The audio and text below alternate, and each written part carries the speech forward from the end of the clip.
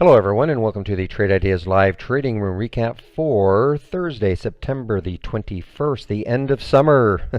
My name is Barry Anderson, the moderator of your trading room. If you have any questions for me, this is the email address you can use. If you want to participate in our free trading room, it is completely free. You don't have to be a member of Trade Ideas to participate. Just follow this link, you'll get an email, create a password one time, and then you can come into the room. If you'd like to take out a subscription to Trade Ideas, that's the link you can use. There's a promo code there. You can take out a monthly or an annual subscription. I usually open the room at about 9 a.m. Eastern Time. That's when I start to share my screen, and I get live at about 9:05. All right, let's take a look at some of the things that I did today. I'm actually still in PBI. Took this trade. This is on a trend reversal. Take a look at the daily. See how the trend starting to maybe reverse, and look at the void left. This is something that I may in fact hold depending on how it trades, how it closes today. This is probably the little area it's got to get through. But so far it's been a steady trade once I got into it. Let me get to the 15-minute time frame. Excuse me, I noticed it here. I didn't take it there. And I ended up taking it at 13.19 on this little move here. So I'm in this one at 13.19. And again, I wasn't expecting, a big, huge move or anything like that. 185 million in the float, as I mentioned in the room, that it could be, once it got going, it could be like one of those ones that says inches up penny by penny. Ooh, boy, I'm probably going to miss this because I'm doing this this webinar right now, or not the webinar, but the recap. Look at this one. Unfortunately, they reported, whatever drug they've got, reported 19 deaths from it. The FDA warning physicians on this one. So this is just really, really collapsing. I actually took a quick scalp on this one. But if you take a look at the daily, and this could easily be a multi-day one that moves down, it's already at this low here on this day, which is August the 14th. So it's already at that low, and if it takes that out, there's really no support. So this is, it's unfortunate, bad news like that. You never want to see news like that, but I mean, this could really have a multi-day collapse in it. What else here? So I just want to point out one thing with Holly today, and I haven't seen this for a long time, if ever. These are the strategies that made the cut today for Holly, 4 short and 2 long. Rarely do we have more short strategies that made the cut than long strategies, but Holly may have seen something today that the market, the edge was not going long. Doesn't mean there weren't anecdotally ones that moved up really well, but she definitely had a short bias today. We'll have to see what happens tomorrow. And she's done quite well, up $1.57 on the, let's see, the 1, 2, 3, 4, 5, 6, 7 trades that she did take. So anyway, that's just of interest. We'll have to see what happens tomorrow. See if we get back to what I call normal, which would be certainly more long than short strategies that make the cut for Holly. Now, one that I did take from Holly that was actually the only one so far that was long is this Shiloh. And the reason I took it, I looked at the daily chart here. Again, I like the void on the left. Was a little bit dicey taking it because, again, the market is a little bit, it's certainly not strong. But I did end up taking this one. I almost waited for the break at 950, but I took it just before, and look what it did. Got very fortunate on my sells on it. Got in at 949. It had almost an immediate pop up to this 965. Remember, these are 15-minute candles. I was fortunate enough to sell it at 965, almost right at the high. And then at 949 as it came back down.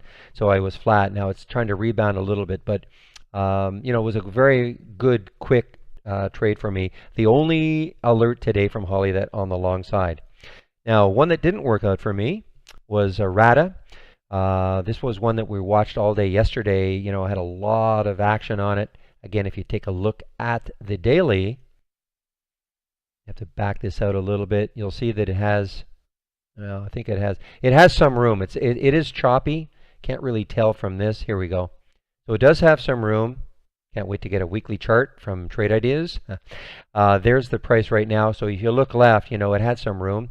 So I did decide to sort of test the waters on it, and I ended up taking the trade. Back this out just a little bit. It's not cooperating. I'm trying to zoom out a little bit. There we go. So I ended up taking the trade at 342. 342. Had a little pop up here, but then as it started drifting down, I decided to get out of it, and I got out of it at 330. And we'll look at it tomorrow. And as I said in the room, I took this trade with the idea of perhaps swinging it. So I always share size accordingly on a potential swing trade. So even though it looked, 12-cent loss on a $3 stock doesn't look good, but the number of shares I had was not excessive because I was looking to swing it. Let's see, what else happened today? Ah, right, how could I forget? AKTX. There's always seems to be one crazy one. And this was today's crazy one for sure. I have to see what happens with this one tomorrow. Let's take a look at the daily chart and see what's transpired in the past. Yeah, so you see this big void on the left. So let's get back to the 15-minute time frame. So, I don't chase, and it was hard. I mean, you see this big move here. Look at the volume, another massive move. But what I did is I decided when it broke over 10, I think it was on this candle here, it pulled back, and then it moved up again. So it looked like 10 was trying to hold. So I ended up taking this trade at 1022. 1022, and I did sell it out rather quickly. I sold some at 1052, 1066, 1065, 1065. This MDT wants it. Ooh, Dan, you were interrupting. Just a second here. Yeah, Dan is in the room, and so for Shiloh, by the way, it technically even didn't even go below my stop, but I just pushed out of it. I'll have to stop this just for a second. Because the AI is mostly short. All right, sorry about that. So we should be back to normal here. Dan was talking in the room. He didn't realize I was doing the video, or he didn't realize he could be heard while I'm doing my this recap. Anyway, so the AKTX. Now, unfortunately, when I did sell out, and then look at the pop, it went all the way up to 12. But anyway, it was a great quick trade. I don't know why this is up here. Hopefully this is still,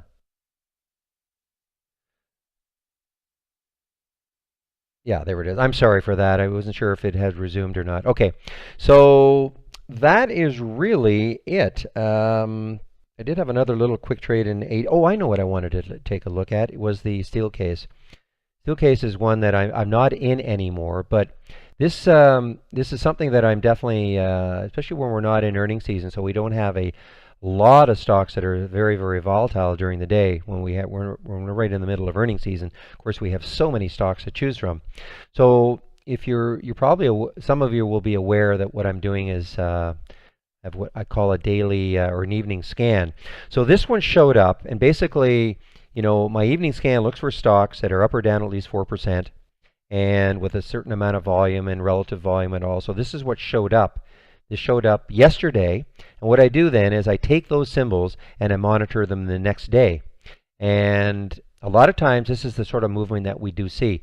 Now, was a little shakier on a day where the market is not moving up steadily to play a bounce play, but this is the sort of movement that I've seen time and again. Big down candle, and then the next day there can be some resumption. So not resumption, but a rebound. So I actually did end up taking this trade right about here, just over, yeah, right at 1410. I love to see the whole number break. So I took the trade right here. And right there, actually, when it held, and I did actually sell out of it. Unfortunately, I did not hold on. I sold out at 14.25. It looked a little choppy, and again, as I said, the market was not really helping that much. So, for bounce plays to work for me anyway, you like to have the market a little bit on your side. But definitely worth watching for me going forward, especially if the market, on a bounce play, you get a big down candle on the daily, and something like this, you get a big down candle on the daily, and then the market rebounds the next or moves up the next day. Oftentimes we'll see a pattern that looks like this. Oh man, that's too bad. I missed a big opportunity on this ICPT for doing this video. Oh no, no, no, no. I guess I'm okay. I guess I'm okay. It has to clear this. It has had a bounce actually. But this one for sure I will be watching tomorrow. Yeah, to see if it takes this out. We're right at that level again, I think. And, if it takes this out underneath, this could have like a multi-day down move. All right, so that is it now. Sorry about the interruption there. Let me just get my screen capture up so I can stop this video. Sorry. Let me just close this out. Again, this is, if you have any questions for me, this is the email address to use. And if you want to participate in a room, and it's a free room, no strings attached, no credit cards or anything like that, just follow this link and you create an email. You create a password. You'll get an email sent to you. Create a password at one time, and then you can come into the room for free. And I share my screen all day long. Start at 9 o'clock Eastern Time. Get live on the mic at about 9:05. And this is a link you can use to take out a subscription. All right. Well, thanks for listening, and I hope to see you in our trading room tomorrow. Bye-bye.